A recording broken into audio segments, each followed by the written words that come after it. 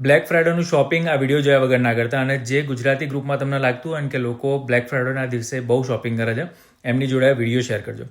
મારો એક ફ્રેન્ડ છે, એક કંપનીમાં ડેટા સાયન્ટિસ્ટનું કામ કરે છે, અને એ લોકો અમેરિકાની મોટી મોટી રિટેલ કંપનીઓ છે ને એમાં જે પ્રાઇઝિંગ ચેન્જ થાય ને વસ્તુઓની, એના ઉપર કામ કરે છે, બરાબર.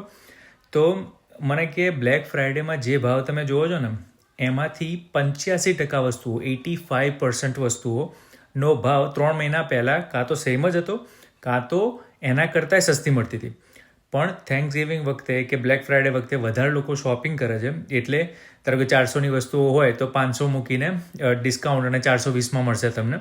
એવી રીતે 85% ઓફ વસ્તુઓ એવી રીતે એ લોકો મૂકતા હોય છે. તો નેક્સ્ટ ટાઈમ તમે જ્યારે થેન્ક્સ ગિવિંગનું કે બ્લેક ફ્રાઇડેનું શોપિંગ કરવા જાઓ ને તો વિચારજો કે ભાઈ આ વસ્તુ 3 મહિના કે 6 મહિના પહેલાં કેટલામાં મળતી હતી અને અત્યારે કેટલામાં મળે છે, અને પછી એ વસ્તુ કદાચ તમને એ બાકીના 15%ની ડીલમાં મળતી હશે. બાકી તમને એવું લાગે છે કે બહુ બધી ડીલ તમને મળી રહી છે, પણ એ ખાલી ભાવ વધારીને તમને ઓછામાં જ આપી રહ્યા છે. એટલે ખરેખર મને ના ખબર હોય કે એની વેલ્યુ પહેલાં શું હતી. તો આંખો મીચીને ડીલ જોઈને વસ્તુઓ લઈને લેશો. સ્પેશિયલી જેને જે વસ્તુની જરૂર ના હોય ને એ તો ના જ લેશો.